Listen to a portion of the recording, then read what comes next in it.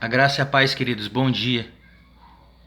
Queridos, quero deixar um texto da palavra de Deus aí para que vocês possam estar meditando nessa manhã, nesse primeiro envio aí.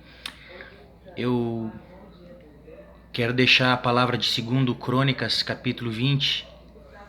A história vai ali do versículo 1 até, no mínimo, aí até o versículo 20, onde fala sobre a vitória de Josafá, né? Sobre Moabe e Amon, um grande exército que se levantou contra o rei Josafá. O interessante é que nesse texto, queridos, nós vamos ver que essa grande multidão que veio e esse inimigo que era inesperado gerou duas coisas ali no rei Josafá. Primeiro, medo, gerou medo nele, ele teve medo. As escrituras dizem ali no versículo 3 que ele teve medo. Só que esse medo não paralisou ele, esse medo não bloqueou ele. Esse medo levou ele, empurrou ele para buscar o Senhor e a jejuar, e a pregoar jejum sobre toda a nação. Outra coisa também é que lá no versículo 12, ele diz assim que diante do que aconteceu, ele não tem força nenhuma. Eles reconhecem que não tem força nenhuma. Isso é muito importante da gente entender também.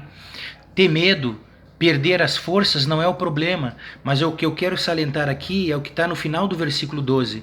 Ele diz assim: e não sabemos nós o que fazer, porém os nossos olhos estão postos em ti. Então, queridos, eu quero deixar essa palavra de 2 Crônicas, que diante de tudo o que está acontecendo, que nós verdadeiramente possamos olhar para o lugar certo, que assim como essa experiência, esse episódio que a Bíblia nos relata, de uma grande multidão que humanamente eles não conseguiriam vencer, ou seja, eles já começam essa batalha derrotados.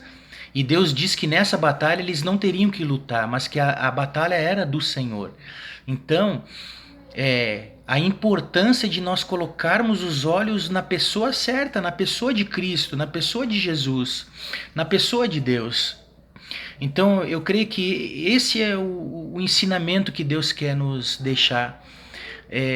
De que diante de tudo que está acontecendo, nós venhamos verdadeiramente aproveitar esse momento de buscar o Senhor. O medo não pode paralisar a tua casa, a tua família, não pode te paralisar. O medo tem que nos empurrar para a presença dele. O povo de Deus está entendendo que esse é o momento, e não apenas esse, mas eu quero apenas deixar uma reflexão, é que isso tudo, o fruto desse momento, o fruto disso tudo que está acontecendo, nós vamos ver depois que passar essa pandemia, esse desespero todo. Por que eu digo isso? O mundo vai voltar a ser mundo. As pessoas vão voltar para os seus prazeres, as suas prostituições, a droga, a bebida, o pecado. Eles vão continuar, muitos deles, no caminho que eles desejam.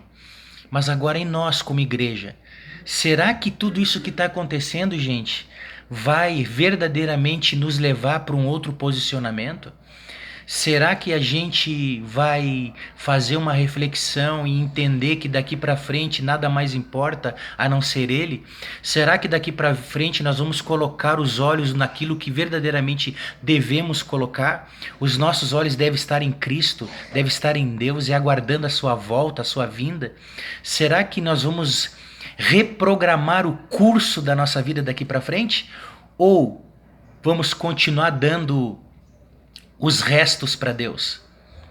Vamos continuar dando apenas 90 minutos da nossa devoção a Ele? Esses 90 minutos de devoção que eu tenho plena certeza que não agrada ao Senhor?